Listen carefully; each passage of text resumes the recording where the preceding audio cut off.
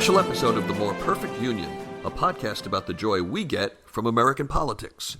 Real debate without the hate. Hi, I'm Kevin Kelton in Los Angeles. I'm a Democrat, and tonight we're going to have a special episode. We're going to focus on the GOP convention. Here with me is Greg. From Cincinnati, I'll be your liberal Democrat. And Emily. Hey guys, I'm your moderate Republican from Virginia, and I'm hanging out in Cleveland, Ohio. Woohoo! So please, as always, find us on the web at moreperfectunionpodcast.com, where we have blogs and commentary. Like us on Facebook at facebook.com/moreperfectunionpodcast. Rate and review us on iTunes. That's really important because it helps us move up the iTunes charts. And please share our link on your Facebook newsfeed. So today we have a special program because Emily is indeed in Cleveland and about to be part of the GOP convention. Emily, tell us about your travels so far and what you expect to be doing later today. So I got up here unconventional way. A friend of mine's running for lieutenant governor. Shout out Glenn Davis. And so it's a 2017 race, but he already has a bus wrapped, and we drove up with 6 of us in style and did a little, National Lampoon style trip. And so we got up here a day early to get acclimated, and we're actually staying our delegation is about 23 miles outside of the city. So we've got a good trek to get in this evening. And who's playing at the welcome party? So the Doobie Brothers are playing tonight, which I'm very excited about. Oh, wow. Do you find that ironic that at one point the Doobie Brothers, which was a counterculture band, I mean, the name alone, the Doobie Brothers, is now playing? Yeah, Mike Pence must really enjoy that. So, what's really funny about this is a lot of the events in town, and a lot of people don't know this because they think, oh, it's at the convention. But there is actually a nonpartisan host committee that the city of Cleveland and the state of Ohio has put together because obviously it's going to help economic development in the region and all the businesses will benefit. So tonight's welcome party is a nonpartisan event put on by that host committee to welcome us to town. Well, I think the Doobies should just play What a Fool Believes on an endless loop. Kevin! Well, that could apply to anyone. I'm not naming names. So you have that big pre-convention party tonight. So where are you staying? How many people? And you gave us a little preview last week about what you've been told to expect. But give us a little bit more detail about, what you think is going to happen in terms of protests, in terms of the convention itself, in terms of the rules. So obviously, because we just live in a time where, terrorism is a real thing, there are at least 3 layers of security that we will have to penetrate just to get to town. I'm staying, my state delegation is obviously 23 miles outside the city.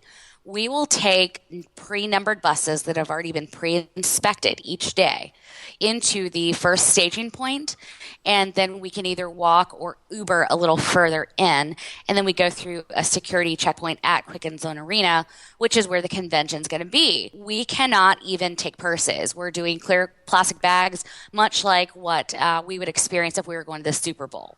Wow. So we have to plan well in advance just to get where we're going because you just can't hail a cab. And the Democratic convention is like this. My friends that have been there have told me about this. So security is very key. Getting someone somewhere hours in advance is key. But so tomorrow we will kick off at 1 o'clock with the gavel in of the official convention, and we will go through the procedures. But I think, Greg, you had asked earlier, our rules committee and platform committee has been doing work all this past week. Right. And so there have already been people here making decisions prior to our arrival. Right. And you had put up an article. I don't know if it was on our Facebook page or if it was on Open Fire, which is a wonderful Facebook page if you aren't part of it, but about how a lot of the moderates were trying to take over this year and push it a little further to the left, especially on LGBT issues, and the exact opposite actually happened as far as on the platform. And when I say the exact opposite, I'm actually being a little kind. Yes. I'm so displeased. But so let me go back to obviously how these people get here. Those rules committee people get here. Okay. Each state has their internal state conventions, and they each elect a national committee man and committee woman that is representative of each state. So basically, you have about 100 people plus a couple executive appointees that are making the decisions for our party. And unfortunately, I don't feel like their platform is reflective of what the day-to-day Republicans think by and large. And, I'm very disappointed by it. They still have an opportunity once they're gavelled in to make edits or changes. And it's my sincere hope that that happens, because I have some big reservations with the stance that they've taken on marriage, LGBT rights, and obviously equality. So, I'm going to be fighting for that in any way that I can. I mean, they took the bathroom issue national this year. Oh, absolutely. I mean, and now they're what was the term they used for porn? A national sickness? Something like, yeah. Yeah, I mean, which I understand, but I mean, let me tell you what a national crisis is. A national crisis, if we were to take up something, would be human sex trafficking. You know what I'm saying? Right. That would be something I would like to see some bipartisan work on, especially. Right. So like heroin or racism. Right now, and I'm not an advocate, and I do not get paid by the porn industry, not at least by money. But but this is, come on, guys.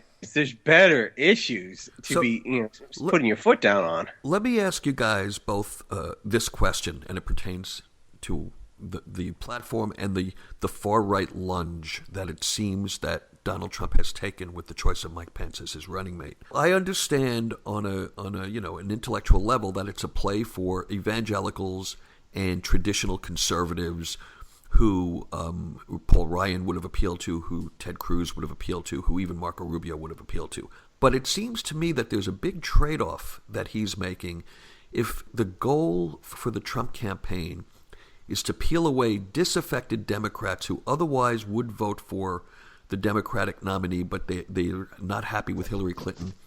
There may be anti-trade, which, Trump appeals to them in that regard. But if you go into Virginia, Western Pennsylvania, or Greg, your neck of the woods, which is Ohio, is a right-wing platform and a Trump-Pence ticket going to appeal to those exact voters that he's trying to steal away from Democrats? The short answer, no. Long answer, no. What do you think, Em? I think it's a poor choice. I think we could have done much better. But, I think it was a safe choice from his perspective. But I also think the people that are probably more my ideology would not have taken the job. So right. Yeah. So, I think we all know that in Rules Committee meetings that happened on Thursday and Friday of this week that Donald Trump had some big victories. Specifically, as I understand it, the attempt to change the rules so that pledged delegates could vote their conscience, that was rejected, correct? Absolutely. Unfortunately, there were several people that tried to put together a young lady named Kendall Unruh, I believe, from Colorado, put together several different amendments that absolutely failed. And, to me, I feel like the committee is stacked with more Cruz sympathetic supporters on the Rules Committee, but I think they also were stricken with fear that if they didn't allow Trump to be the nominee, it would be the end of the party. There's been this permeating fear culture going on. So I think that has something to do with why they just shot it down and they're just going to put on blinders and just go in. So is there anything though? I mean, is this just going to be a typical GOP convention like we've seen in 2012, 2008, where everything's going to go smoothly? Yes, there'll be some unrest outside of the convention. But is this pretty much now just a dog and pony show, or is there still some drama that could be had? So here's what I think will happen. So obviously the Rules Committee has shot down the ability to unbind delegates. However, every state, like we talked about a couple weeks ago, still has very different rules, whether they're bound after the first ballot, the second ballot. Those things don't change. These people were just trying to unbind the first round of voting. Okay, so all those states that have first, second, and third round binding, that still stands. In Virginia, we only have first round, so if it makes to second, we're open. But here's the key here. Once it's gabbled in, absolutely anything could happen. So someone could make a motion to suspend the rules, and then all chaos would ensue. So, once you gavel into a convention like this, I mean, the sky is truly the limit. Now, I want to do a little before and after test with you, like a Pepsi Coke challenge here, Emily. You've made it clear in this podcast that you are no fan of Donald Trump's and do not plan to vote for him, although you have not exactly decided who you are going to vote for. Is that correct? Correct. And I know you know a lot of Republicans, but you live in a confined area of Virginia. This week you're going to be exposed to many new people. You're going to be hearing the speeches. You're going to see Trump speak. You're going to hear Pence speak. You're going to hear all of these people making an impassioned plea or an impassioned argument for a Trump presidency. Do you think that you could be swayed this week? Do you think there's any chance that you might come out of this as a hesitantly pro-Trump Republican? So here's what I have held some type of reserved hope for, is because he is a reality star and a businessman, I've felt like to this point that all of this is one big show. And I hope so deep down that he's going to kind of unzip the suit and come out and say, guys, I was just shaking it up. Just kidding. Here's how I really feel. Like that would help my conscience at least. But what would be the content of that? I mean, what would that real feeling be? What would he have to change? I mean, he's not going to say, I never really was serious about building a wall. I'm not going to do anything about Muslims coming into the country. What could he realistically do to become this unmasked person? He would have to do three things for me. He would have to seriously address race relations, and make it part of the platform. He would have to stand up for equality, 2, which is very important to me. And 3, he would have to put together a comprehensive plan that we can bring down our national debt. From Cincinnati, I see Jerry Springer every so often, okay? Oh, God. Right, and everyone laughs about Jerry Springer, but everyone always forgets that he bounced a check to a prostitute, right? And then got elected mayor of Cincinnati, okay? Because that's better than the check clearing. Right. Well, first of all, he wrote a check. At no point did he say, "Oh, okay, well, I don't have cash, so here's a check." I think Elliot Spitzer did that too, but go on. Right. But the thing is, I met him. When the first time I met him, I was like, "Oh, a reality star. He has the worst show, blah, blah, blah." And within 20 minutes of listening, I listened to a speech, and then I spent like a day campaigning. He was campaigning for a candidate that I was working for. I was like, I would completely vote for this guy. This guy is awesome. And everyone says, he must have mind control. But you talk to him, and the first thing he'll say is, he said to me was, I was like, you have the worst show in the world. And he looked at me and said, I do. He said, but I need to get paid. And he goes, and you know what I do with that money? This is what I do. And he listed all of his charities. And then, his campaign manager said, his manager, it wasn't campaign, he said, yeah, he does do all that. If Donald Trump would actually say, well, yes, I do give to charities, and my show is terrible, and I am a character on that show, but this is what I do, and this is how I actually believe, because that's TV, Donald Trump, and this is real life, then I would actually think about, well, yeah, this is a guy who could actually do this. But it's hard to believe that there are two Donald Trumps. I think that's kind of... that's not realistic. What right. you guys are describing, I mean, I know, and you preface it by saying this would be your hope in a perfect world. But first of all, anything that he says is just words. And right. So even if he was to come out and make that exact speech, you got to do more than just say it. And he's not going to disavow everything that brought him to this place. He's, in fact, doubled down on all of it. Doubled down on everything. He's said over and over again, this is what got me here. I wouldn't be the nominee if it wasn't for this. And if he was to disavow all of the promises he's made to his loyal supporters, they wouldn't be so loyal anymore. speaking of words, are there any speakers or people who are speaking besides Trump that you're excited to hear? I just found out today that Scott Baio has announced that he will be speaking at the RNC. In addition Talk about star power. I know, A-list Tiffany Trump. I don't even know. Is that like a cousin? I have no. How can you not? If you do not follow her Instagram, she's a University of Pennsylvania graduate. Wait, I thought he only had the 3 adult children. You should really. It's the one child he doesn't talk about. She just graduated from and she graduated from University of Pennsylvania this past year. But she's speaking, and I don't know who else is going to be speaking. But is there anyone? I know Senator Cotton speaking. You're going to laugh. You're so going to laugh. Who are you excited about? Dana White from UFC is speaking. Yes. And I'm excited about that. I'm interested to see what Rick Scott has to say. And that's pretty much – actually, you know what? I take this back. I'm excited to hear Dr. Ben Carson speak, but I want to see if he falls asleep while he does it. Mike Huckabee I could care less about. I'll be interested to hear Paul Ryan speak, though. That will be interesting. I'd be interesting to see how much of a shift will he actually back Trump and go be like, I think he's the greatest thing since sliced bread, or will he be like, I still have my reservations about this guy. I'm not 100% sure. Will it be? So Caitlyn Jenner is actually going to be in town to speak at a big tent brunch tomorrow. Great. Really? Good for her. Yes. So I'm trying to get tickets to that.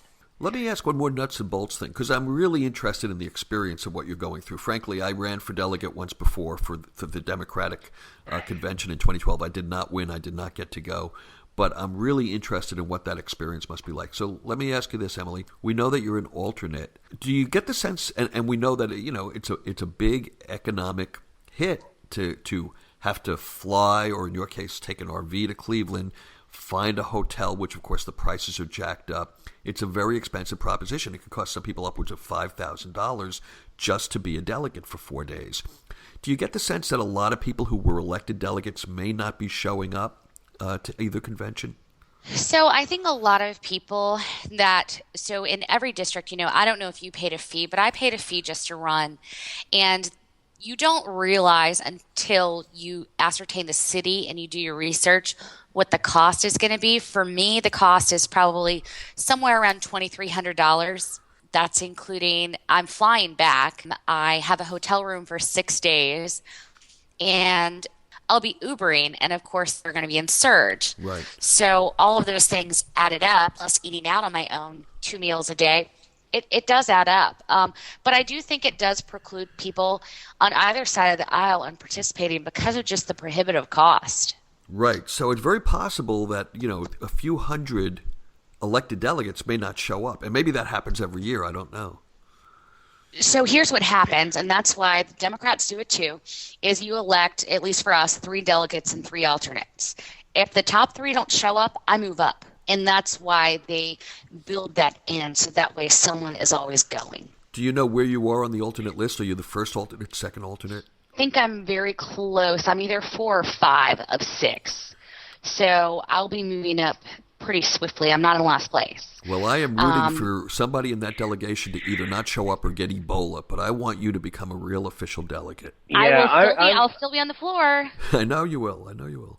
Well, do something, that you'll get seen by the cameras, or, Oh, that would be so flip cool, them the bird. Emily. Listen, if you could do this, if you could start a fist fight with someone, I don't care who, and Sucker then when the cameras get to you, just yell, "Listen to More Perfect Union podcast." If you could just do that. Ooh, put a sign up. Can you write it on your cheek somehow? Let's see what I can on do. your forehead. I've seen people do that.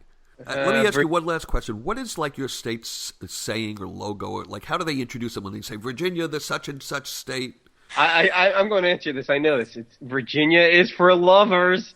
Right? That is our tagline. Okay, that is our tagline. Emily, this is what I want to hear on Wednesday afternoon. Listen carefully. You might want to take notes. I want to hear Now the floor calls the state of Virginia, and I want to hear the chairman of your delegation say, Virginia, the state for lovers, proudly casts 50 votes for the next president of the United States, Donald Trump, and 1 vote for Kevin Kelton. Who the hell is Kevin Kelton? You would make my day and possibly my week. Your Google search will go crazy. Everyone will be like, tap, tap, tap, tap. You'll just hear keyboards breaking. Hey, we gotta drive up the podcast. Make sure you redirect it to our page. And that was our chat with Emily Brewer from earlier today.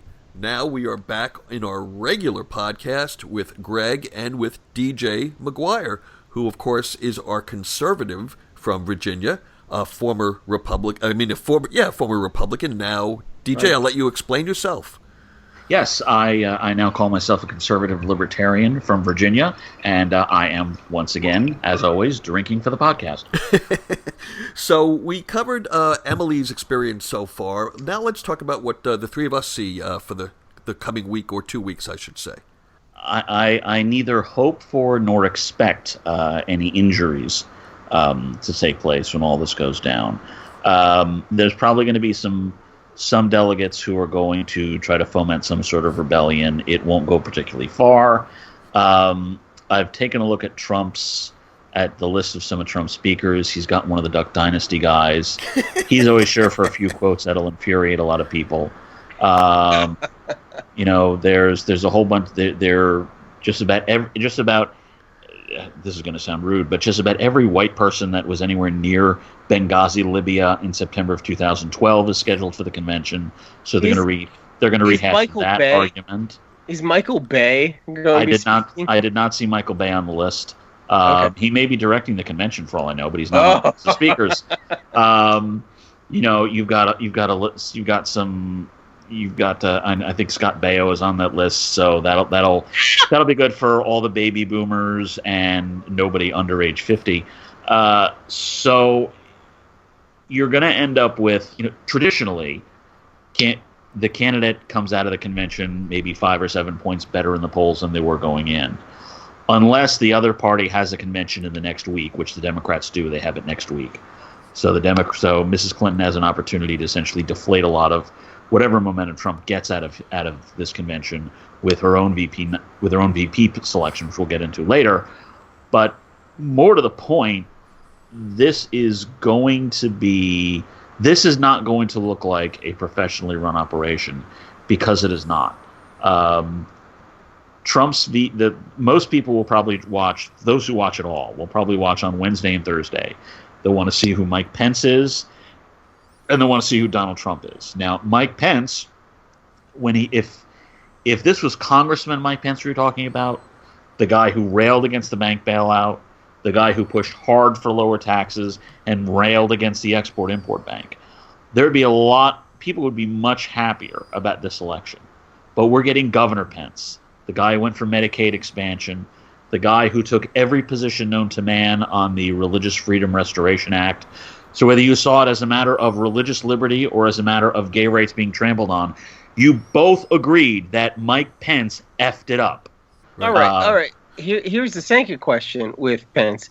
Many people believe, and I'm kind of one of them, that the vice president doesn't actually add or take away anything from the ticket. You're not voting. Most people do not vote for that. Of course. So, but the vice president does do is, in case something does happen, you have to think about.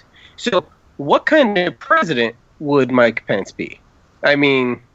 Well, I think that he's probably going to be perceived as rock solid, that he's been a governor, he's been a congressman. You may not like his politics, but you'd feel like, God forbid, a President Trump should, let's say, have a heart attack, that you'd feel the nation was in capable hands with a Mike Pence. Don't you think so, DJ? I would say it was, what I would define capable a little differently, but certainly it would be in more conventional hands. I'm giving him the benefit conventional of the doubt. Is the word. I understand that, but Mike Pence is a kind of person you would expect to see in the White House. Right. And if he makes mistakes, they would be predictable mistakes, expected mistakes, that sort of thing. So from that perspective, which I think that was what you're trying to come across with, Kevin, that you are right, that there is that sense of reassurance. However, the problem is you have a situation where basically voters are being told, yeah, vote for Donald Trump because he has a decent guy if he croaks. That's just not going to work. That's better than their first logo that they came out with. Oh, and let's talk about that logo for a second. Okay. It's, to put it nicely, horrible. This is the TP. Hey. The TP logo. The TP, where the T is violating. No, hang on. That logo made history. It was the first NSFW logo in the history of American presidential politics. And for that, it should be noted. I just want to know, was it consensual between the T and the P? Or, I mean, were they dating? Is there a marriage between them? I mean, but there's a lot going on between that T and P. I mean, it's brutal. And for a party that just said that porn is a national crisis in their platform, or they'll ratify that probably tomorrow. I mean, and then they're like, here, look at this. I feel bad. Some poor graphic designer made a bad choice, and now, this is all rolling downhill towards that person. So, DJ, given that we have, now we know the ticket for the Republican Party, what do you think is going to happen on the Democratic side? I don't know what will happen on the Democratic side, but I will tell you what I think should happen. Hillary Clinton yells too much. Bernie Sanders yells too much. Donald Trump yells too much. Ted Cruz yelled too much. Marco Rubio was my guy. He yelled too much. Elizabeth Warren yells too much. She yells too much.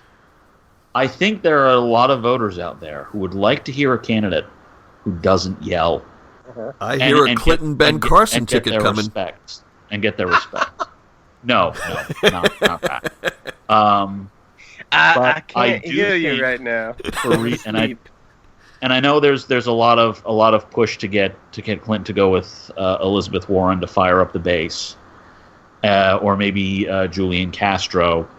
And if I were to make a prediction, I would probably say it would still be Castro. But I am not surprised that people are talking about Tim Kaine, and there's good reason for people to talk about Tim Kaine. I have actually lived in the state where Tim Kaine is governor and is still United States Senator.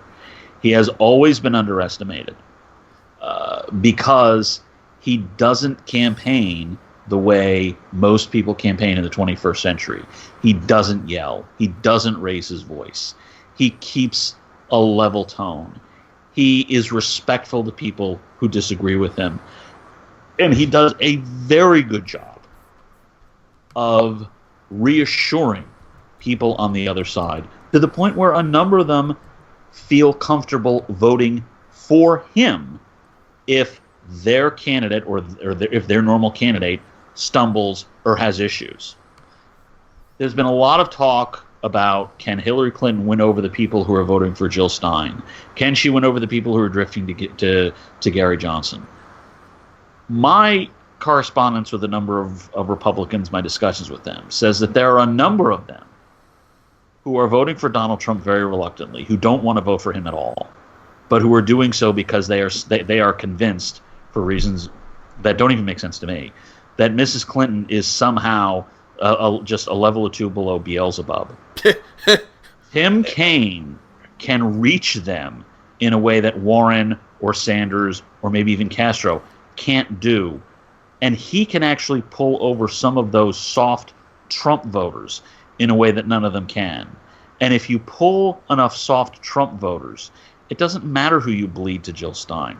It doesn't matter who you bleed to Gary Johnson. If Al Gore had done a better job holding some of the poor white voters in West Virginia, no one would have cared what happened in Florida. Mm-hmm. Florida became important because George W. Bush carried West Virginia. I remember seeing the shock on everybody on CNN CNN's election coverage, because that's what I watch, when they saw them say, oh, by the way, George Bush really did carry West Virginia, there's like, what? What? I mean, keep in mind, Michael Dukakis carried West Virginia. Jimmy Carter carried West Virginia in 1980. The notion of a Republican carrying West Virginia in a competitive election was considered utterly bizarre at the point. But Al Gore did not do enough of a good job winning over soft Republicans and soft center-right independents. Here's the hidden story about Barack Obama's victory in 2008, and I'll end with this. If you look at the exit polling, you will see that 46% of the voters who voted in the 2008 election voted for George W. Bush in 2004. That comes to about 60 million people. Nearly all of the people who voted for Bush in 2004 showed up in 2008. 1 out of 6 of them voted for Barack Obama. That's where he won the election, with Bush 04 crossovers.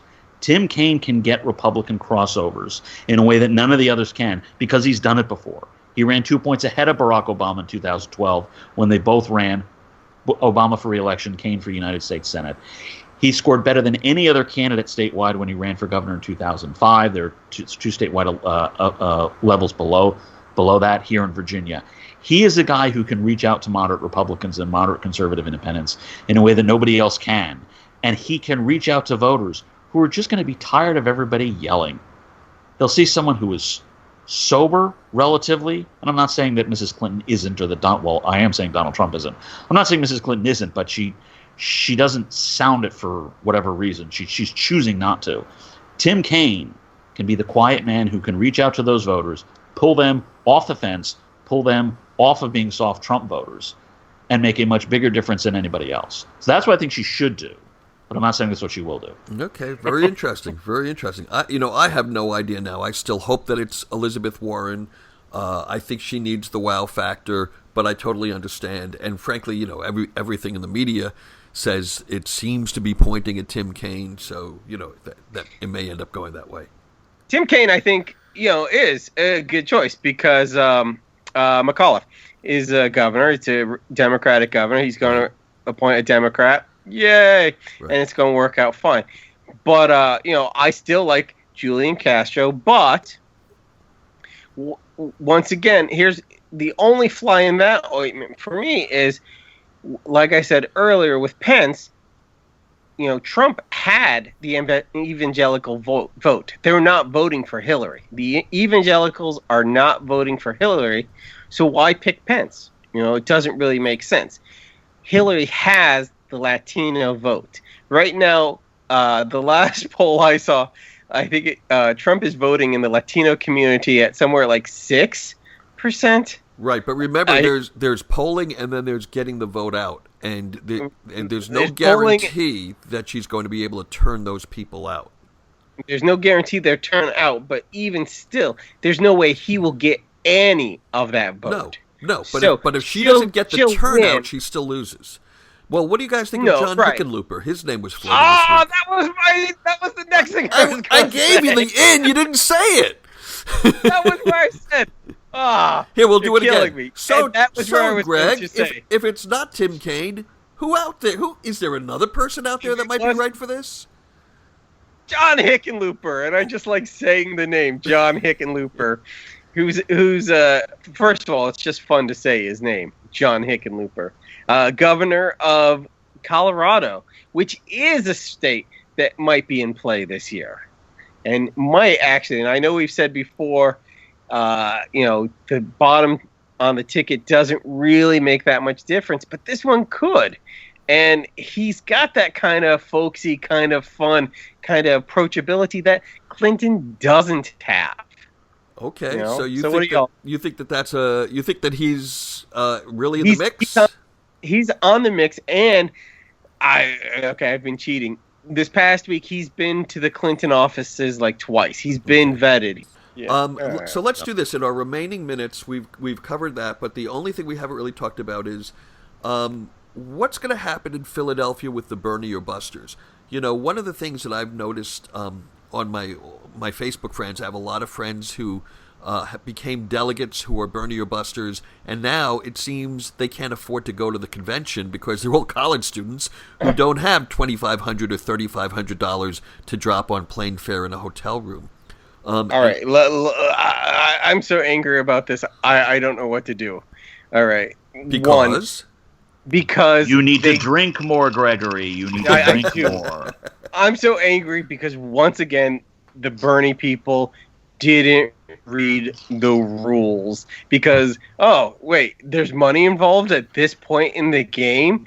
It was like, we were supposed to register 6 months ago. Oh, wait, there's an independent, there's a Democrat, there's a Republican section. I didn't know that. Wait, there's caucuses are different from primaries. Every step of the way, they expect us to hold their hands and say, no, put your name here. Fill this out. No, this is difficult. But now, when it actually comes to the point where they're like, oh, wait, we don't get free trips to Philadelphia? I don't know if I can do this now. This seemed pretty cool. No, we all knew signing up that it was not a free trip. I agree. It ticks me off because I know people that are real committed Democrats who want to represent the party and the nominee who ran for delegate and didn't win, and they had the cash to go to Philadelphia.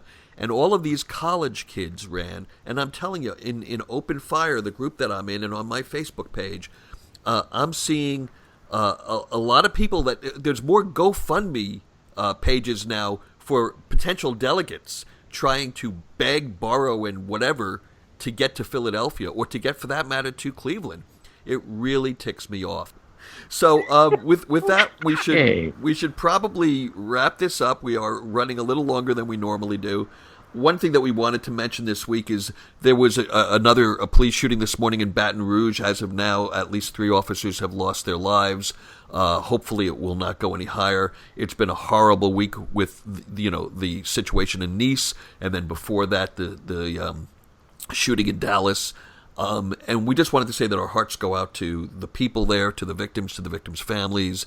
Guys, chime in. I know we all wanted to make sure that we acknowledged this. We try to do a lighthearted political podcast. We're not a news podcast per se, but we don't want it to seem like we're oblivious to what's going on in the world. No, not at all. Agreed. Our hearts go out to Baton Rouge. They are wounded, and they are and the city is wounded, and they are bleeding, and at least 3 of their own will not come back, and my thoughts and prayers are with them, and I'm sure Kevin has said likewise, and I'm sure Greg will also say likewise. Right, the story is ongoing. We're just finding out about it. Our sympathies are with their families of everyone involved, and the more we find out, nothing good, of course, is coming out of it.